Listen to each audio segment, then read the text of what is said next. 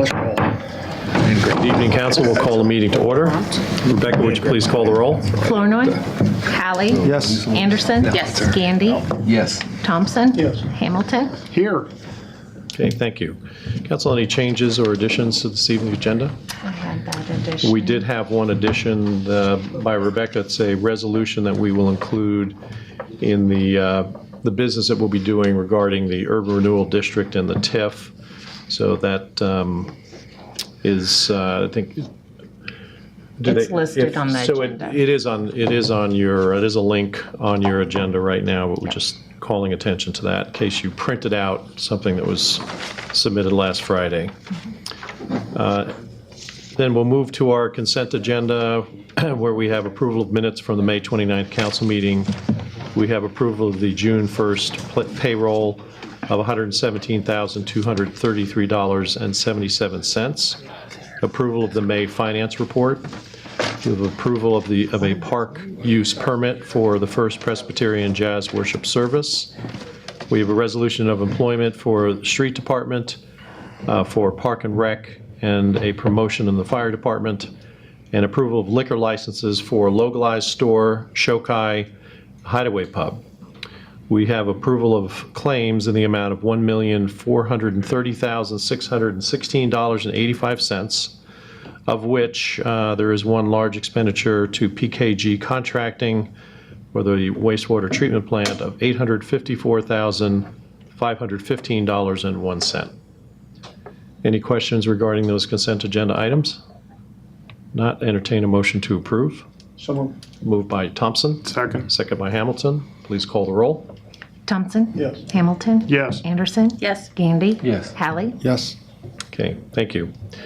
Now, council, we'll move to our resolutions and action items. First, we have consideration of a contract for Midland GIS. Mel? Hey.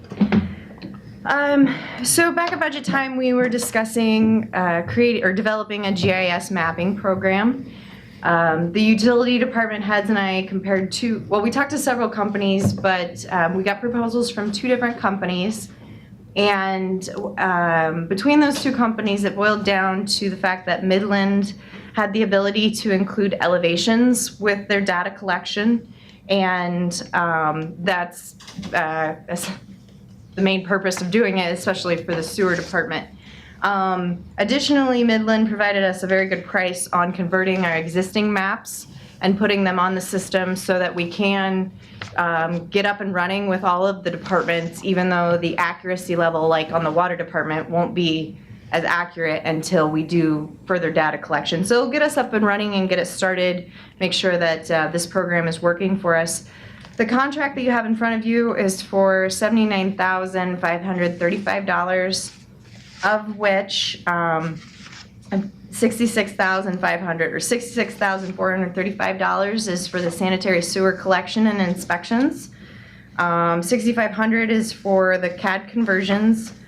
$3,000 is for the development of the website that will basically make the data more user-friendly than the raw program would. And 1 year of hosting. The hosting will be an annual expense, and in this contract, they have agreed to lock in that hosting price for 3 years. We do have a cancellation policy with this agreement. All of the data, once we've paid them, all of the data is ours. If we would cancel with them, we would just have the rest of that year hosting, but then all of that data would be ours, and it would be in a file format that we could give to a different company or use in a different GIS program if we found that this company wasn't working for us. Our trial runs of the different programs, we really like this. We don't think that we'll decide we don't like it, but we did want to make sure that there was an out clause in it. So, and as we discussed at budget time, we did put this into the sanitary sewer budget for next year, but because of the way some of the projects have worked out, we will be able to put this yet in this fiscal year, and the projects that were scheduled for this fiscal year will replace this in next. So that's why we're asking for approval tonight, so that we can put it on your next agenda to get it in within the fiscal year. Okay, thanks, Mel. So other than the 1-year hosting, everything else is a one-time fee? Okay. Any questions, council? So the general idea of investing in this amount of money is that we'll see savings over time from where? I'm not sure if I can put a dollar amount on the savings, but there is a lot of time spent in where are the utilities. We want to be able to include sewer laterals that we have in very ancient books on a shelf. We want to put that on this system so you can say, hey, I want to know the sewer information for 118 South Main. You type the address in and it brings up the information. So it's going to be as much of a storage, a way to store files, as it is a mapping device. The way we see, what we are planning on a mobile version of this, and that is included in here is the development of that. If the crews are in the field, they can access this with a data connection and say, again, where's the sewer lateral, or what sewer information do we have? The other thing that we will be doing as we get more utilities on it, may not right at first, is we'll be getting a access-only pass for economic development, so that when someone is looking at a site, that our economic development has access to where the utilities are on that parcel. Thanks. Okay. Any other questions? Not entertain a motion to. I do have one Yep, other go ahead. question. Is there going to be capability to meld different utilities into this as well, such as electric and gas and those kind of things? Because we run into problems sometimes where we didn't know that there was a gas line, and now there is. And are we going to be able to integrate some of that into this as well, or is it just going to be for our internal use for signs and streets and sewers and water and that type of thing? So we can add as many, I'll call them layers, as we want. We'll have, a water layer, a sewer layer, a signs layer. I hadn't thought about when we run into a gas line, we know where that is, but that's another layer that we can have them add.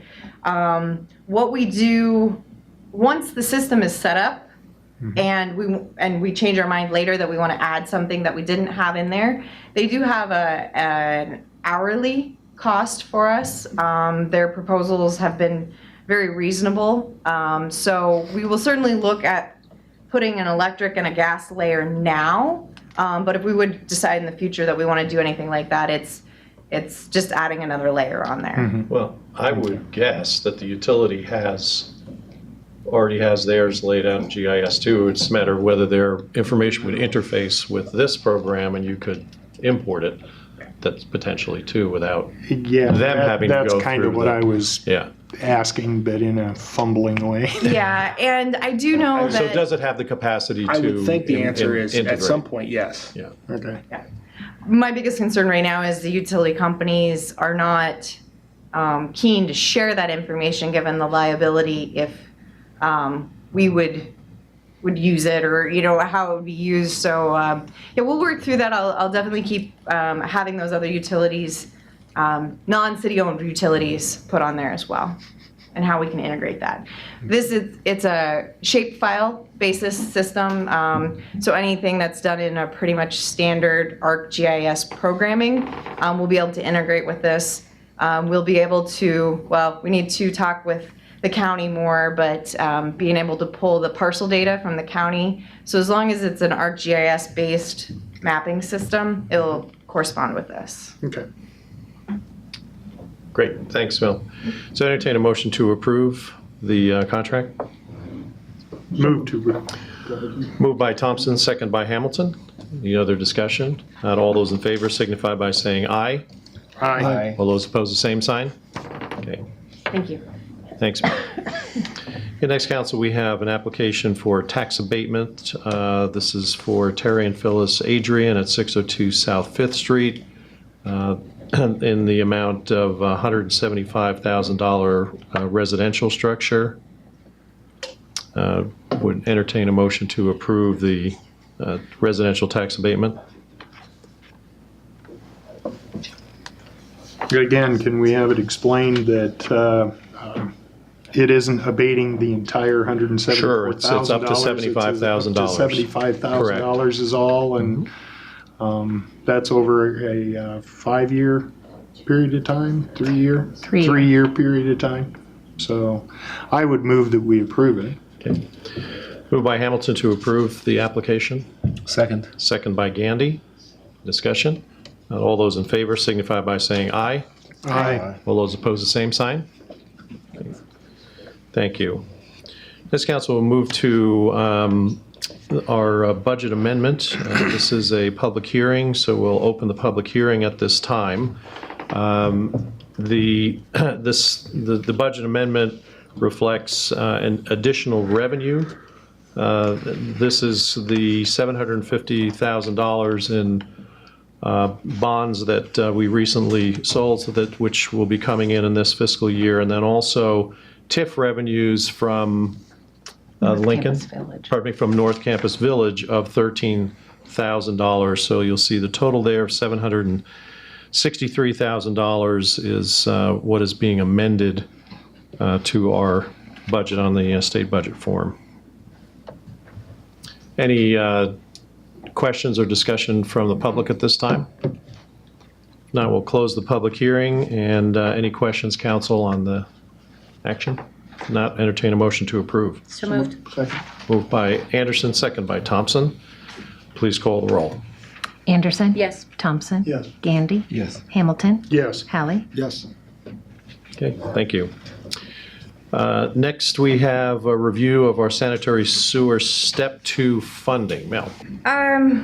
End of April, Travis Squires from Piper Jaffray came and discussed very briefly with you the option of using state revolving fund money to, or state revolving fund programming to pay for Step 2. And so Aaron and I have been working over the last month on this issue, looking at what the hurdles are and the benefits between using USDA rule development and the SRF programming.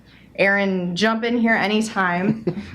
We can go over the memo point by point if we want to, since we didn't get it on here till earlier today, but the end, or page 3 starts our conclusion, so we can jump to there. So that table is from Travis. His more detailed spreadsheets are following this. But as we look at USDA, we did see an increase in the interest rate. We had previously predicted 2%. Their final offer, so to speak, came in at 2.357 over 40 years. And then really the comparable alternative in our eyes is the 20-year SRF. This is at a 2%, and you do see about a $3.5 million savings using SRF over the life of the loan. However, what we've found out in the last month of looking at the hurdles is that SRF is going to require an additional archaeological study of Step 2 in order to use those funding. And although we completely recognize the savings of doing an SRF, the potential for scheduling issues and particularly the EPA compliance schedule, we want to keep EPA happy, that we feel that we should remain with the USDA funding. But given that there is all of these positives and negatives of both funding options, we wanted to bring it to the council to let you know that we have looked at this, but the schedule is our main concern. The other part is the archaeological study that SRF requires is a much more thorough, I would say, study, and that would set us back at probably about 18 months, which of course, like Melanie just said, would push us into the EPA requirements that we should have these things done prior to that 18 months. So the savings is nice over a 20-year note compared to a 40-year note, but also bumping into problems with the EPA and dealing and the other issue with being a more thorough archaeological study could mean that we would actually have to reroute the plan if we were to bump into something that they say you can't run your sewer pipe through. That's an if, not a we would have to or anything like that, but should we have to redesign the whole plan, that would really set us back, and then we really would have some issues with the EPA. The final part of drawback, I guess, with SRF compared to the USDA is our rate study is set up to handle the USDA note. Our SRF loan would be a little bit short on the overage that SRF requires, so we'd probably have to adjust our rates a little bit. You can see that in year 2020 where the rate would, instead of being a 1.75% increase like we have in the other years, it'd be a 2.75% increase. And I think even looking at the forecasts from Travis, even that 1% the following year might need to be bumped up a little bit. So while we would save money in the short term, I think long run we might be better off with the USDA still at this point. Aaron, the USDA is a 40-year life. We can pay off early if we want and avoid some of that interest. Correct. There are no penalties for paying off early. All right, so we may not end up paying close to $6 million in interest if we pay off early. And I didn't have a chance, you guys were in your meeting, we were discussing a little bit before the council meeting, Rebecca and I, is we could work out things in our financial policy that would say, you know, any overages in this fund or that fund within the sewer automatically went to an additional payment. That way we don't have to do a budget amendment if there are any leftover things. So I told Becca, I said, picture yourself 5 years from now and we're not constructing any wastewater projects, and we can start to think about how we plan these payments on a much larger scale. Yeah, they'd be principal payments. Principal payments rather than construction and interim financing and all of the payments that we do on a monthly basis for the projects right now. Okay, thank you, Mel. So the recommendation that is coming from both our financial advisor and also our city administrator, city engineer to choose the option with USDA? I'm not. Travis didn't give us a recommendation financially as a numbers guy. I think he would say strictly on the numbers, he would say go with SRF. But I think the peripheral things on the outside kind of weigh or push Melanie and I more towards USDA at this point. Has there been any discussion with the EPA as far as if we chose to go to SRF, and knowing that we had to go through this more extensive archaeological study, would they give us any consideration to that, to the deadlines that they seem to have us imposed upon? No. The new archaeological study, I think we found out about that about 4 days ago or something like that. This has been because of Travis's short or recent notice, this has been a very quick process for us. And with the fiscal year ending for USDA, we've been pushed up. Unfortunately, we've been pushed up against some deadlines. So no, we have not had a chance to talk to EPA at this point yet. I guess I definitely understand what the numbers you're talking about, but also understand if SRF is 20 years. Yeah. Okay, we probably aren't going to pay this off in 20 years. Wouldn't have to. Okay, that could be you say what it does to the rates, and we've already promised that the rates weren't going to go up with what we budgeted.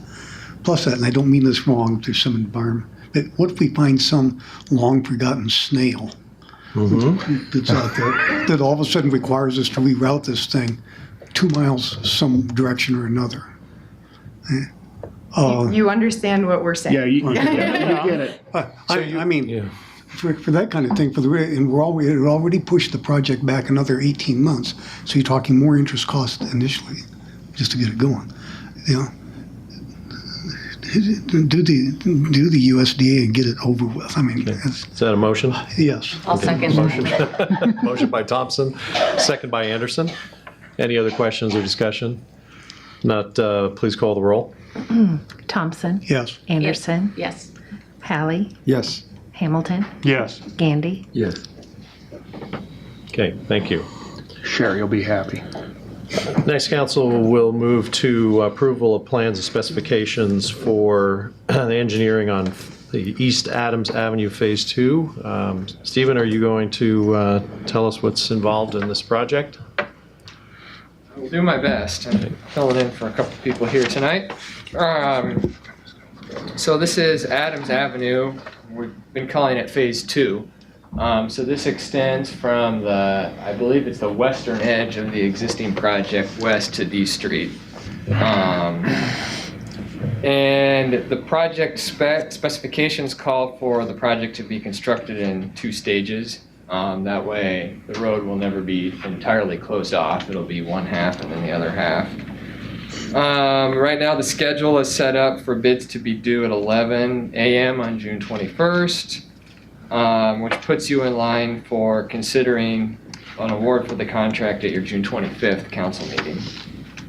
The project has a completion date of October 31st of this year, and an engineer's estimate of $252,000. Okay, thank you. So this evening, council, you'll just be approving the plans and specifications. This is a public hearing, and they have been available, so if there are anyone who would like to speak to the plans and specifications.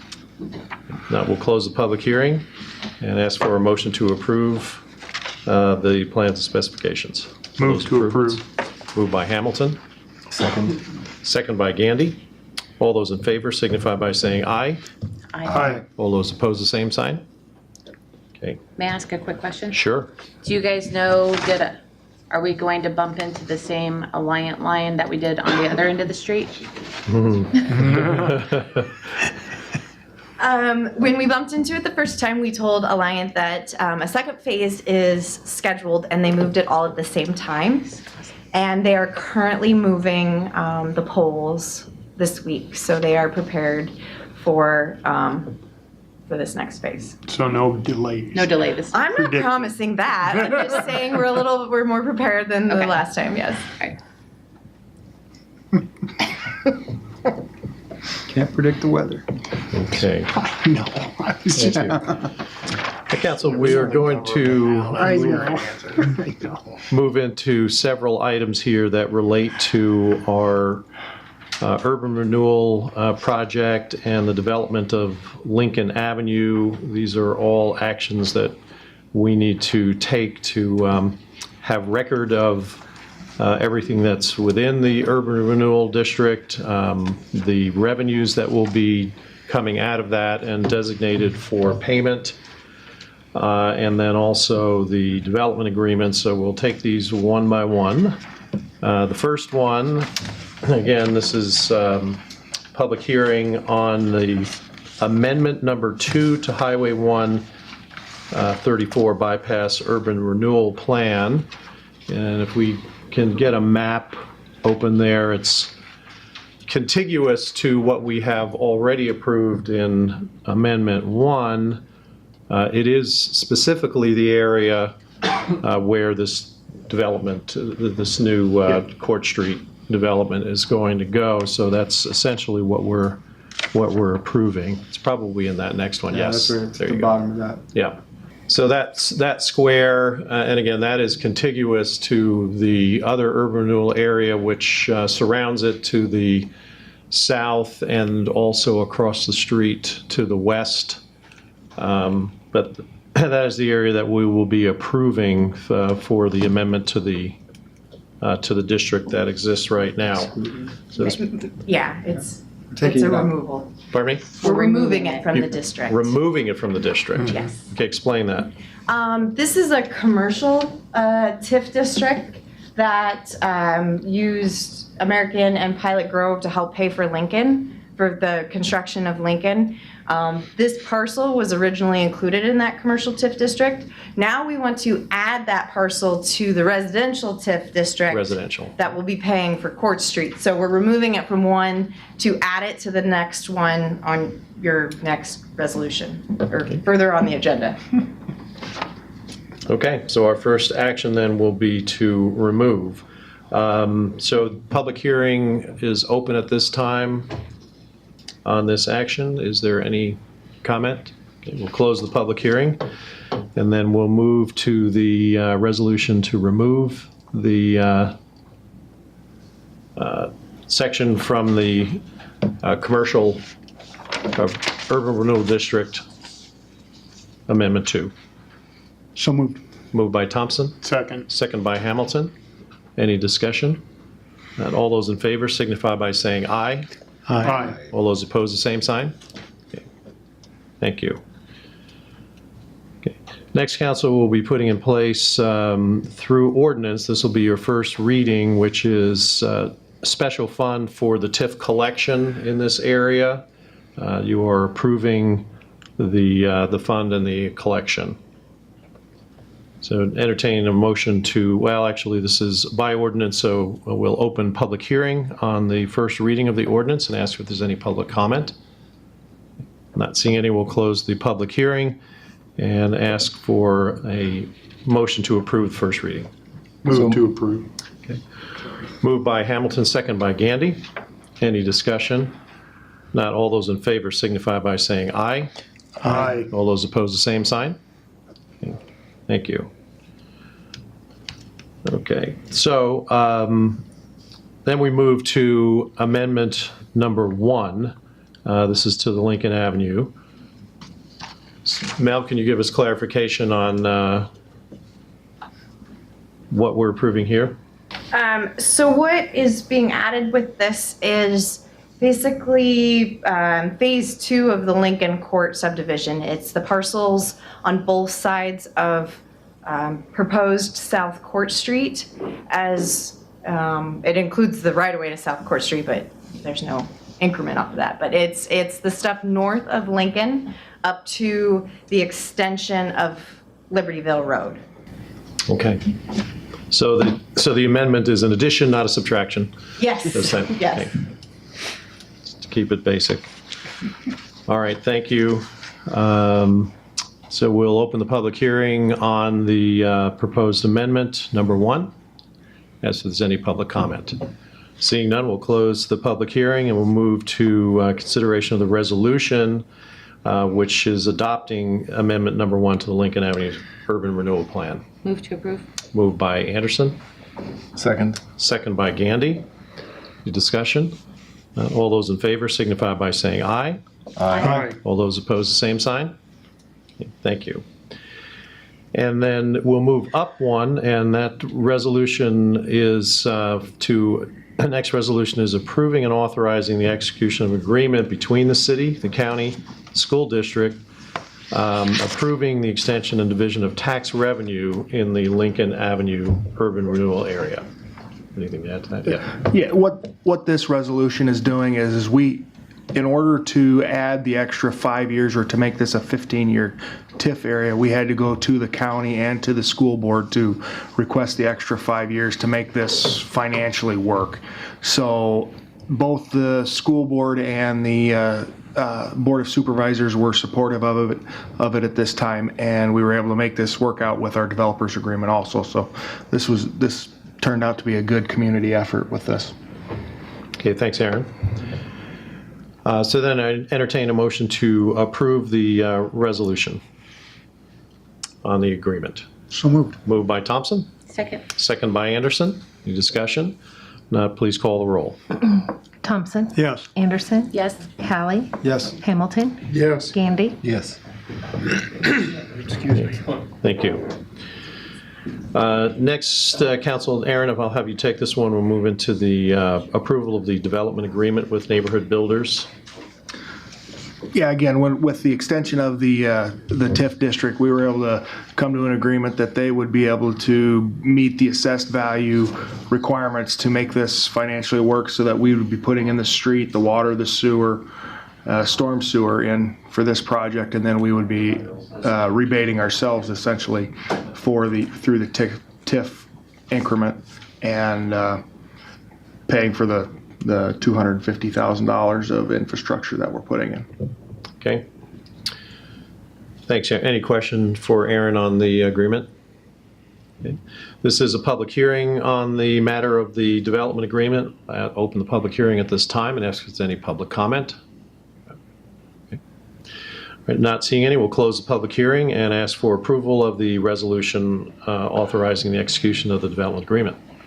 Move to approve. Moved by Gandy, Second. second by Thompson. Discussion? All those in favor signify by saying aye. Aye. All those opposed, the same sign. Thank you. Next, council, we have awarding of a contract for Court Street paving. I'll ask Stephen Pedrick to come up again, please. Yes, so glad you approved those last resolutions, because we can officially approve this now, Okay. since we have an agreement. So this is the bids for the Court Street paving, and I believe it had water main in the project as well. The project was bid in two alternates. There was concrete and HMA. There were no bids received on the HMA alternate. For the concrete alternate, there were 4 bids received. And the low bid was DC Concrete and Construction out of Dowds, with a bid of $172,458.80. Jones Contracting out of West Point was second at $202,000. Wesley Barton out of Mount Pleasant was third at $216,710.24. And Drish was last at $243,316.56. So you can see there is a relatively big difference there between low and second low. We did talk to Dustin Kaufman from DC, and he's comfortable with the bid. He's needing work pretty badly, so you got a pretty good bid from him. So. Okay. So you have compared and you recommend that we accept the low bid? Okay. We want to thank all the contractors that submitted bids to the city for this project, and I would entertain a motion to approve the bid from DC Concrete and Construction for $172,458.80. So moved. Moved by Hamilton, Second. second by Gandy. Any discussion? Please call the roll. Hamilton, Yes. Gandy, Yes. Anderson, Yes. Thompson, Yes. Hallie. Yes. Okay, thank you. Now, council, we move to our second reading of the natural gas contract with Alliant Energy. Again, this is a 25-year contract that has 5-year intervals for opting out or renegotiating. We'll open the public hearing on the ordinance reading at this time and ask if there's any comment. Not seeing any, we'll close the public hearing and ask for a motion on the second reading. Move from second to third. Moved by Anderson to approve, Second. second by Gandy. Please call the roll. Anderson, Yes. Gandy, Yes. Hamilton, Yes. Thompson, Yes. Hallie. Yes. Thank you. And then this will be our third and final reading on repealing our ordinance number 1056 and 1069 and 1075 for providing speeding limits, new speeding limits on Highway 1. Entertain them, actually would open the public hearing at this time and ask if there's any public comment. I know there's been a little Facebook comment, but Matt, we'll close the public hearing and ask what is the wish of the council on the third and final reading. I'd recommend that we pass it. Okay. Move to approve by Thompson, Second. second by Gandy. Any other discussion?